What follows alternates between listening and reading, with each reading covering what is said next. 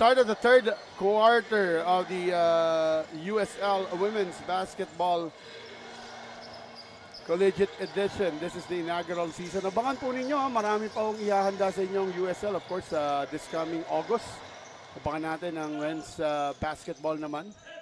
At ang mga participating teams, inaabangan din natin yan dito. Siyempre, ang opening ng PSBL on June 28, ang opening ng Perlas ng Silangan Basketball League. Ang ating commissioner dyan, of course, ang ating technical head dito, none other than Mr. Albert Sumang. At syempre, sa pangunguna pa rin yan ng First Coaches and Referees Union of the Philippines, founding president Ronaldo Noy Bermejo. At pasalamatan ko na rin for making this Union Sports League Women's Collegiate Basketball Edition inaugural season possible. Ang MP Adulfo Personal and Logistics Provider, OPC, MPAMS is their trade name.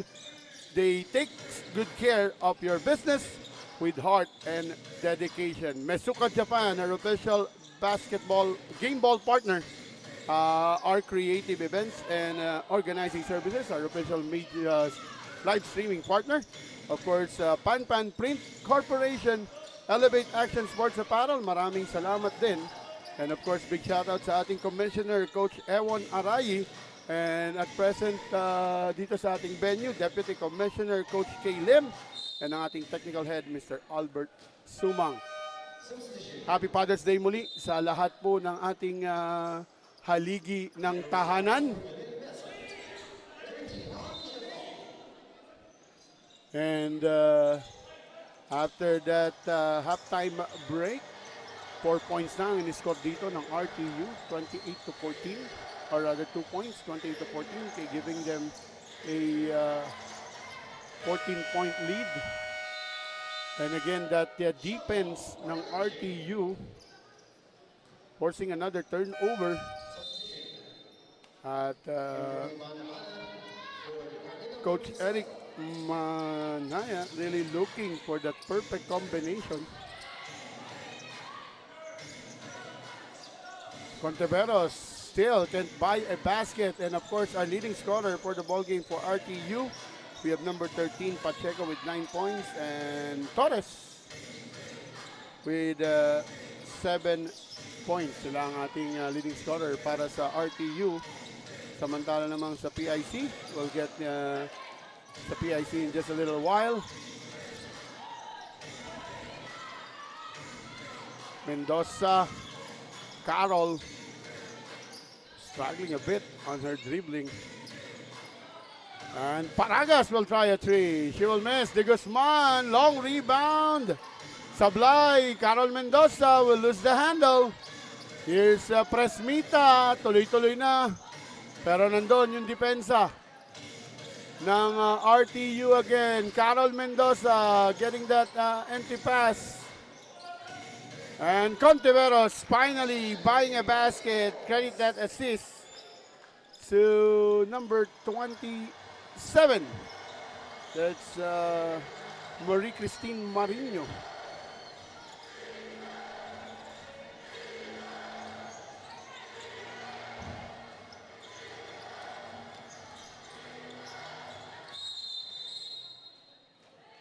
And the foul will be called as Malubay. Leah Rainjoy seeing action for the first time dito sa kanilang second game.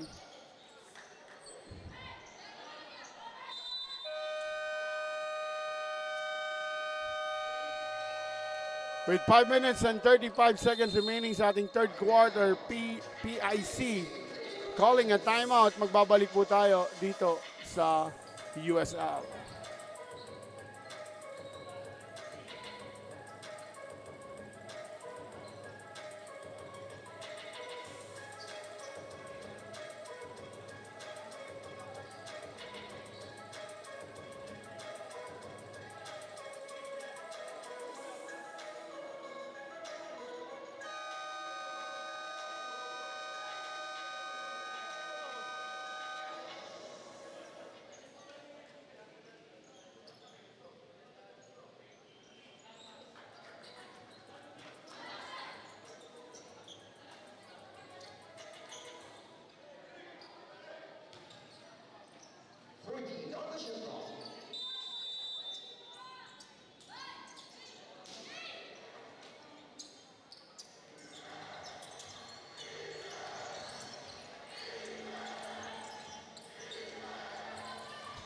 Back to the ball game, and that play was perfectly designed.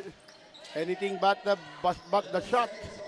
Sabi nga nila, maganda yung play, di lang pumasok. Getting an open look, another attempt. Bana on the drive. At masusupalpal itong si Olasiman, pero good hustle coming from Olasiman, keeping that ball alive.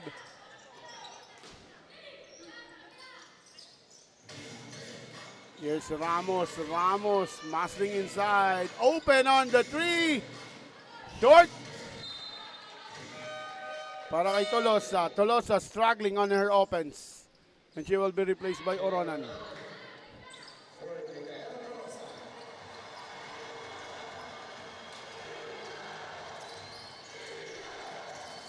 Malubay.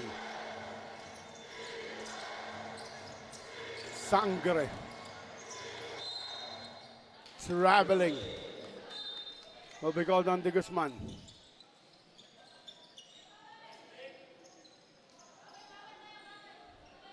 Four minutes and 13.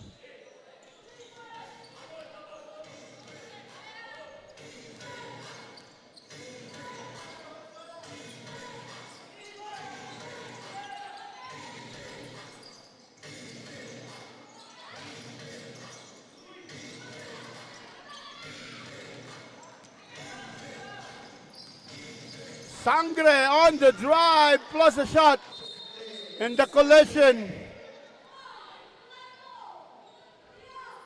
Medyo hindi maganda yung banggaan doon at Jane Rose Ramos holding to her head.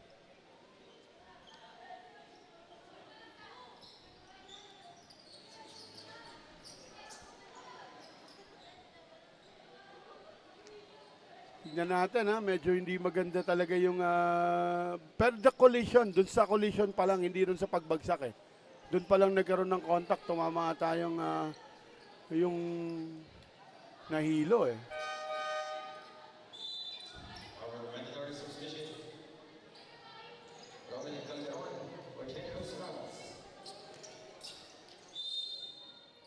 And at this quarter, PIC struggling to make a bucket.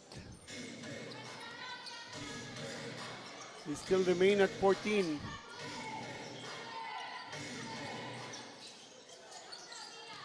And short on that shot.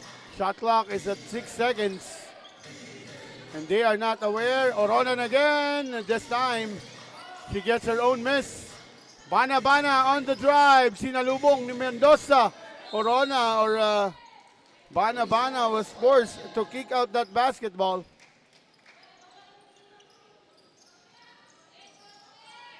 Medyo mahirap din yung ganitong senaryo for the players, no? Yung back-to-back game mo after the day. Talagang if you're not really well conditioned and prepared, mararamdaman ng players yan, ano? Although kahit bata pa.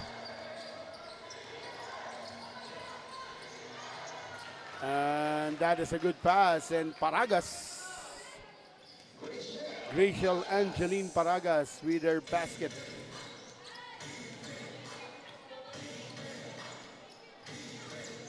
Another 3-point attempt miss. Mendoza recovers that ball.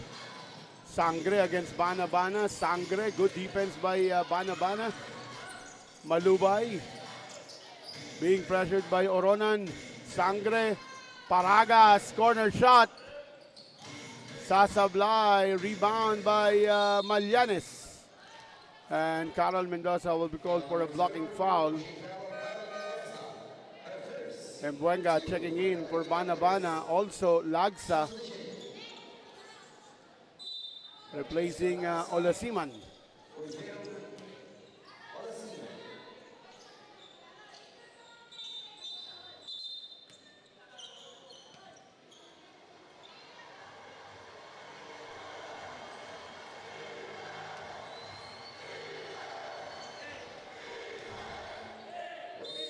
And a warning of delay of the ball game para sa RTU University because si Enjoy Malubay, no, nakasuot pa raw ng necklace, nakasuot ng necklace at pinatanggal ng ating officials. Awkward 3. Coming from number 15. Floreline Calderon. I think she must learn how to take that shot na mas malapit muna para hindi kung sa hindi pangit tignan, malaki yung tsansa na makashoot siya ng basket. Santa Ana! Kaboom!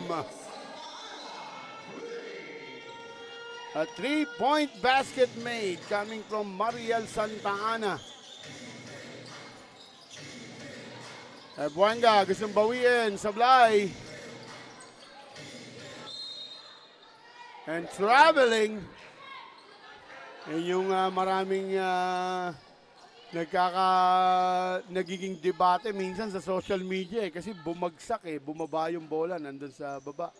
Tapos tumayo yung defender at yung may hawak ng bola at nag-dribble. So that means traveling. Kailangan maipasa mo muna. Sangre to the corner. Malubay! Almost a back-to-back 3-point basket para sa RTU and they are now leading by 23. Carol Mendoza.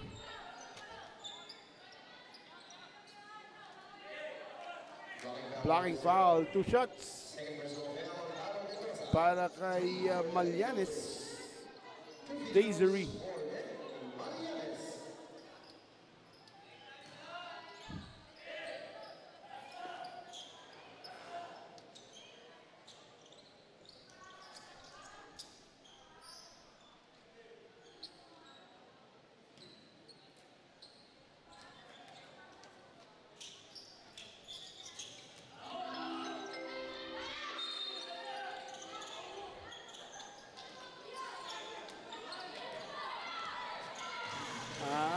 Sa akin, okay yun. Good tactics yun. No? Magandang tactics yun kasi madidelay mo yung inbound ng kalaban. Buti, hindi siya tinawagan ng delay of the game doon. Pero, good tactics yun. Yun yung mga pasimpleng tactics na ginagawa. Mga a little hack ng basketball. No? Kailangan ginagawa rin. No? Lalo na you're trailing. Palalabasin mo lang talaga, hindi mo sinasadya.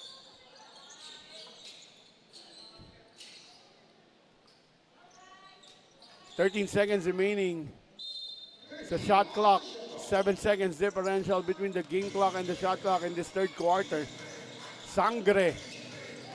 Sangre! Umatake! Sablay. Oops!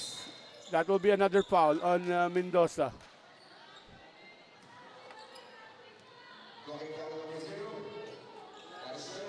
Third personal na. Si Carol Mendoza and Coach Goy Bagares letting her play. At ito si Tolosa checking back in. Replacing Malyanes.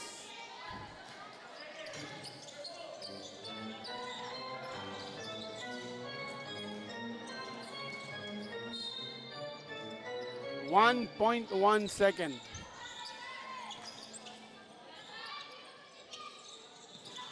At hindi na ito attempt.